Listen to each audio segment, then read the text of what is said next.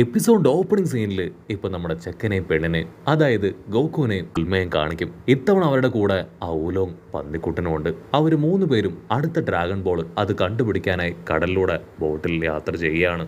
ഉൽമയാണെങ്കിൽ ദൂരത്തായിട്ട് ഇപ്പൊ വലിയൊരു താഴ്വര കാണിച്ചു കൊടുക്കും. അവിടെയാണ് അടുത്ത ആ ഒരു ഡ്രാഗൺ ബോൾ ഉള്ളത്. അവിടേക്ക് പോയിട്ട് നമുക്കത് കളക്ട് ചെയ്യണമെന്ന് പറയും. അത് കേൾക്കേണ്ട താമസം നമ്മുടെ ഊലോങ് പന്നിക്കുട്ടൻ അവൻ ഷോക്കായി ചാടി എഴുന്നേക്കും. ഓ നോ, അതൊരു മോശപ്പെട്ട സ്ഥലമാണ്. അവിടേക്ക് പോയാൽ നമുക്ക് ജീവനോട് കൂടെ തിരികെ വരാൻ കഴിയില്ല. അവിടെ ഒരു ഓക്സ് കിങ് ഉണ്ട്.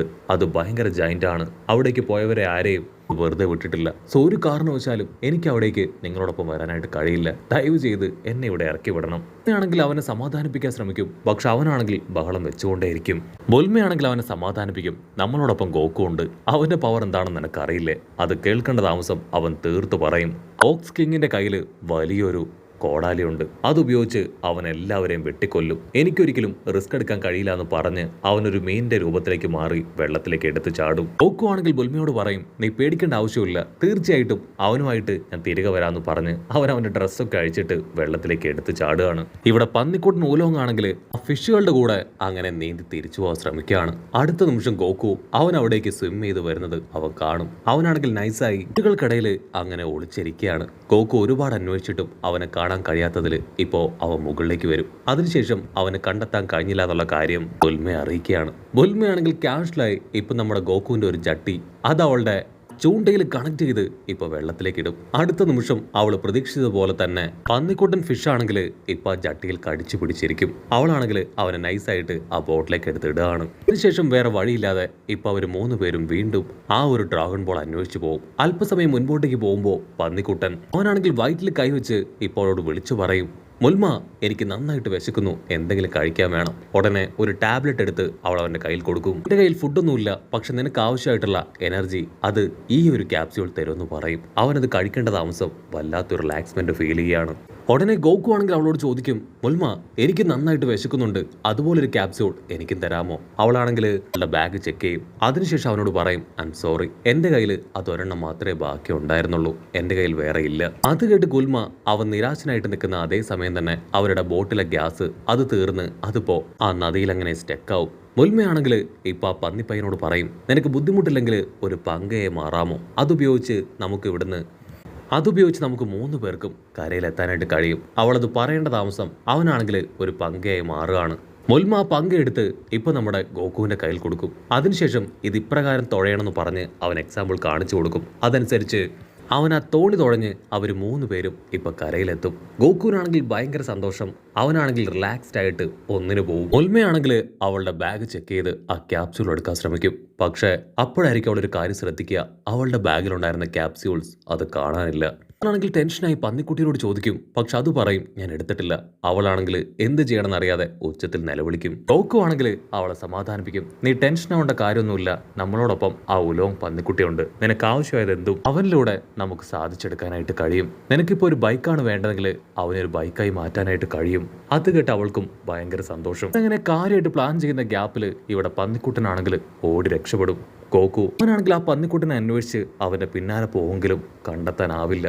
ഗുൽമയ്ക്കാണെങ്കിൽ ഒരു ബുദ്ധി വെളിച്ചം ഉണ്ടാവും. അവളാണെങ്കിൽ ഉറക്കെ പന്നി പന്നി എന്ന് അവനെ വിളിച്ചുകൊണ്ടേയിരിക്കും. അടുത്ത നിമിഷം അവൻ കുങ്കാര ശബ്ദത്തോടു കൂടെ വയറിളകി ഒരു ഭാഗത്ത് പോയിരിക്കുകയാണ്. ആ ശബ്ദവും സ്മെല്ലും ഒക്കെ കേട്ട് ഇപ്പൊ നമ്മുടെ ആൾക്കാർ അവനെ കണ്ടെത്തും. അവളാണെങ്കിൽ സ്റ്റൈലായിട്ട് അവനോട് പറയും, നീ എവിടെയൊക്കെ പോയി ഒളിച്ചിരുന്നിട്ട് യാതൊരു കാര്യമില്ല, നീ ഇപ്പൊ എന്റെ അണ്ടർ കൺട്രോളിലാണ്, ഞാൻ തന്ന ആ പില്ല് അത് നീ കഴിച്ചില്ലേ, സോ നിന്നെ ഞാൻ പന്നിന്ന് വിളിച്ച അടുത്ത നിമിഷം നിന്റെ വയറിളകും. പന്നിക്കുട്ടനാണെങ്കിൽ അത് കേട്ട് എന്താ ചെയ്യേണ്ടതെന്ന് അറിയില്ല. അവൻ മൊത്തത്തിൽ പെട്ടിരിക്കുകയാണ്. അങ്ങനെ ഒരുപാട് നേരത്തെ അധ്വാനത്തിന് ശേഷം പന്നിക്കുട്ടനാണെങ്കിൽ തിരികെ എത്തും. ഉടനെ ഗോകു വീണ്ടും വീണ്ടും അവനെ പന്നിന്ന് വിളിച്ച് ആ കാട്ടിലേക്ക് ഓടിക്കുകയാണ്.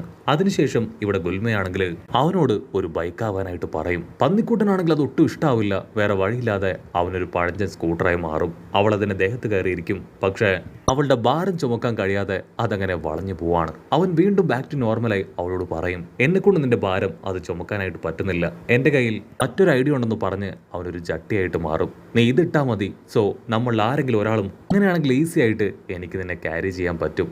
അതിൽ കൺട്രോൾ പോയ ഗുൽമ അവളങ്ങനെ ചാടി വന്ന് അവനെ അറിഞ്ച പൊറഞ്ച അടിക്കും. അവിടുന്ന് അങ്ങനെ സീൻ കട്ട് ചെയ്ത ഇപ്പൊ നമ്മുടെ ആശാന്മാര് അവര് മൂന്ന് പേരും വേറെ വഴിയില്ലാതെ അങ്ങനെ പതിയെ നടക്കുകയാണ്. ഗുൽമയ്ക്കാണെങ്കിൽ ഒട്ടും കഴിയില്ല.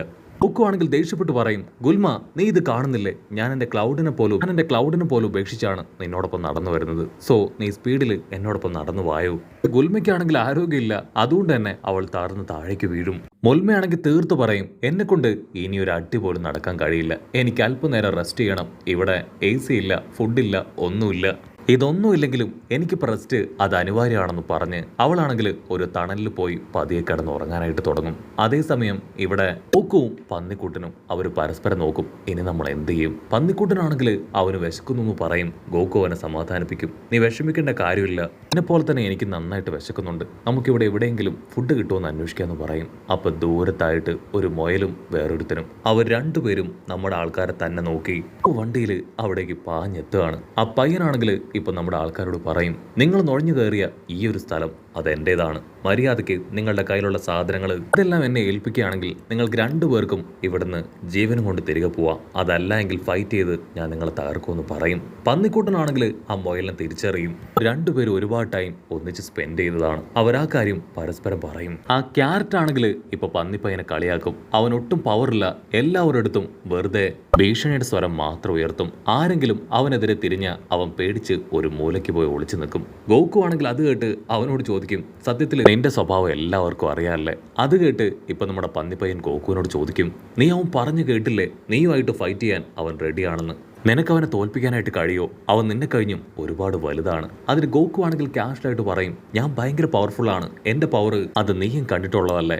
അത് കേൾക്കുമ്പോൾ ഇപ്പൊ നമ്മുടെ പന്നിക്കുട്ടൻ അവൻ ഡബിൾ ഹാപ്പി. അവൻ ആ കാര്യം അവരോട് പറയും, ഞങ്ങളുടെ ഫ്രണ്ട് ഗോക്കു അവൻ ഭയങ്കര പവർഫുൾ ആണ്, അവനെ തോൽപ്പിക്കാൻ നിങ്ങളെ കൊണ്ട് കഴിയില്ല, ധൈര്യം ഉണ്ടെങ്കിൽ നിങ്ങൾ ഇവനുമായിട്ട് ഫൈറ്റ് ചെയ്ത് അവനെ തോൽപ്പിക്കാൻ ശ്രമിക്കുക. പന്നിക്കുട്ടനാണെങ്കിൽ അത് പറയേണ്ട താമസം ഇവിടെ ആ വില്ലൻ പയ്യൻ അവനവന്റെ സ്ക്വാഡ് പുറത്തേക്ക് എടുക്കുകയാണ്. സ്ക്വാഡ് കണ്ട നമ്മുടെ പന്നിക്കുട്ടൻ അവൻ 100-110 ഓടി പില്ലറിന്റെ പുറകിൽ അങ്ങനെ ഒളിഞ്ഞു നിൽക്കും. ഗോക്കുവിനാണെങ്കിൽ എന്താ ചെയ്യേണ്ടതെന്ന് അറിയാതെ അവൻ പന്നിക്കുട്ടനെ തന്നെ നോക്കും. അതിന് പന്നിക്കുട്ടൻ വിളിച്ചു പറയും, ഗോക്കു അവൻ അറ്റാക്ക് ചെയ്യും, അവൻ നമ്മളെ തല്ലിക്കൊല്ലാനാണ് അവന്റെ സ്ക്വാഡ് കയ്യിലെടുത്തത്. ഗോക്കു ആണെങ്കിൽ ഇപ്പൊ പയ്യനോട് പറയും, സത്യത്തിൽ നീയുമായിട്ട് ഫൈറ്റ് ചെയ്യാൻ എനിക്ക് യാതൊരു താല്പര്യവുമില്ല, പക്ഷേ എന്റെ ഫ്രണ്ട്സിനെ പ്രൊട്ടക്ട് ചെയ്യാനായിട്ട് ഞാൻ ഏത് അറ്റം വരെ പോവും. അത് കേൾക്കേണ്ട താമസം ആ വില്ല പയ്യൻ അവനവന്റെ സ്ക്വാഡ് അങ്ങനെ വീശിയെടുത്ത് ഗോക്കുവിനെ ആഞ്ഞു വെട്ടുകയാണ്. ജസ്റ്റ് മിസ്സിന് ഇടി ശബ്ദം ഉണ്ടാക്കി ഗോക്കു അങ്ങനെ ഫ്ലൈ ചെയ്ത് പോവും.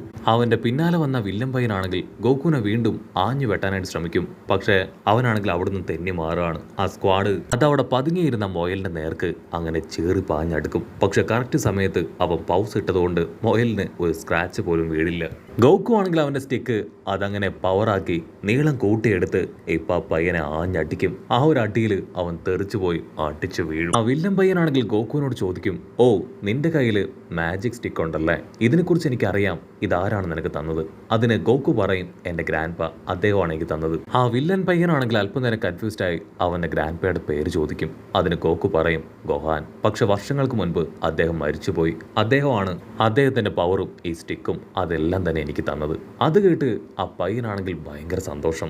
വാവ്, ഒരു വെടിക്ക് 2 പക്ഷി, നിന്റെ ഗ്രാൻഡ് പേ എനിക്കറിയാം, അദ്ദേഹത്തിന്റെ പവറും എനിക്കറിയാം, എനിക്ക് ഈ വടിയുടെ പവർ അത് കിട്ടണം, അത് നീ എനിക്ക് തരണം, അതല്ല എങ്കിൽ വീണ്ടും എന്നോട് ഫൈറ്റ് ചെയ്യാൻ തയ്യാറാവും. നിനക്ക് മാത്രമല്ല എനിക്കും ചില എബിലിറ്റീസ് ഒക്കെ ഉണ്ടെന്ന് പറഞ്ഞ് അവൻ വമ്പൻ ആക്ഷൻ ഇട്ട് ഫൈറ്റ് ചെയ്യാൻ റെഡിയായി കഴിഞ്ഞു. ഗോക്കു ആണെങ്കിൽ എന്തെങ്കിലും ചെയ്യുന്നതിന് മുൻപ് ഒരു ചെന്നായ പോലെ ആ വില്ലൻ പയ്യൻ അവൻ അങ്ങനെ പാഞ്ഞു വന്ന് ഗോക്കുവിനെ ആഞ്ഞെട്ടിക്കും. ആ ഒരു ഇടിയിൽ അവൻ തെറിച്ചു പോയി. അവിടെ ഉണ്ടായിരുന്ന ഒരുപാട് പില്ലേഴ്സ് ഒക്കെ തകർത്ത് അങ്ങനെ അട്ടിച്ച് വീഴുകയാണ്. പന്നിപ്പയ്യനാണെങ്കിൽ ചത്താ മതിയെന്നാവും. ഓ നോ, ഞാൻ വിചാരിച്ച പോലെയല്ല, ഈ വില്ലൻ പയ്യന്റെ പവർ അത് വളരെ കൂടുതലാണ്, എത്രയും വേഗം എനിക്ക് ഇവിടുന്ന് രക്ഷപ്പെടണമെന്ന് പറഞ്ഞ് അവൻ ഒരു ഈച്ചയായി മാറി രക്ഷപ്പെടാനായിട്ട് തുടങ്ങും. അത് കണ്ട ആ വില്ലൻ പയ്യൻ അവന്റെ അസിസ്റ്റന്റ് മൊയലിനോട് ഇപ്പോൾ അവനെ പിടിക്കാനായിട്ട് പറയും. മൊയലാണെങ്കിൽ ഒരു ബാറ്റായി മാറി അവനെ തല്ലി താഴെയിടുകയാണ്. വേറെ വഴിയില്ലാതെ പന്നിക്കുട്ടൻ അവന്റെ കയ്യിലുള്ള സാധനങ്ങളെല്ലാം ആ വില്ലന് കൊടുക്കാൻ തയ്യാറാവും. അപ്പോഴായിരിക്കും നമ്മുടെ ഗോക്കു അവനിപ്പോൾ നൈസായിട്ട് അവിടുന്ന് പുറത്തേക്ക് ഇറങ്ങി വരിക. എനിക്കാണെങ്കിൽ നന്നായിട്ട് വിശക്കുന്നുണ്ട്, പക്ഷേ നീ എന്നോട് ചെയ്തതിന് തീർച്ചയായിട്ടും ഞാൻ പ്രതികാരം ചെയ്യുമെന്ന് പറഞ്ഞ് അവൻ ചാടി വന്ന് ആ വില്ലന്റെ കണ്ണിലാഞ്ഞു കുത്തി അവനെ പഞ്ച് ചെയ്ത് തെറിപ്പിക്കുകയാണ്. ആ വില്ലൻ പയ്യനാണെങ്കിൽ പൂർവാധികം ശക്തിയോട് കൂടെ വീണ്ടും ഗോക്കുവിനെ അറ്റാക്ക് ചെയ്യാൻ പാഞ്ഞടുക്കും. അപ്പോഴായിരിക്കും നമ്മുടെ ചുന്ദരി പെണ്ണ് ബൊൽമ അവൾ പതിയെ എഴുന്നേക്കുക.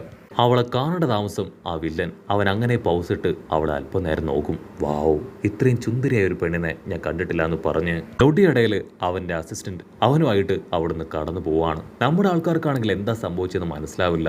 മുൽമയാണെങ്കിൽ ഓടി വന്ന പന്നിക്കുട്ടനോട് ചോദിക്കും, ആ സുന്ദരൻ പയ്യൻ അവൻ ആരാണ്? ഇത്രയും സൗന്ദര്യമുള്ള ഒരാളെ ഞാൻ ഇതുവരെ കണ്ടിട്ടില്ല. അതേസമയം ഇവിടെ ആ വില്ലൻ പയ്യൻ അവനാണെങ്കിൽ ഒരുപാട് കുറ്റബോധത്തിൽ അവന്റെ അസിസ്റ്റന്റിനോട് പറയും, ഒരുപാട് കാലമായി എനിക്ക് ഈ ഒരു വീക്ക്നെസ്, സുന്ദരികളായിട്ടുള്ള പെൺകുട്ടികളെ കണ്ടു കഴിയുമ്പോൾ എനിക്കൊന്നും ചെയ്യാൻ കഴിയില്ല. ഞാൻ കംപ്ലീറ്റ് ആയിട്ട് പവർലെസ് ആയി പോവാണ്. ഇത് ശരിക്കും എനിക്കൊരു അപമാനം തന്നെയാണ്. എത്രയും വേഗം ഇതിനൊരു സൊല്യൂഷൻ കണ്ടെത്തണം എന്നവൻ പറയുന്നതോട് കൂടെ ഈ ഒരു എപ്പിസോഡും അവസാനിക്കുന്നു.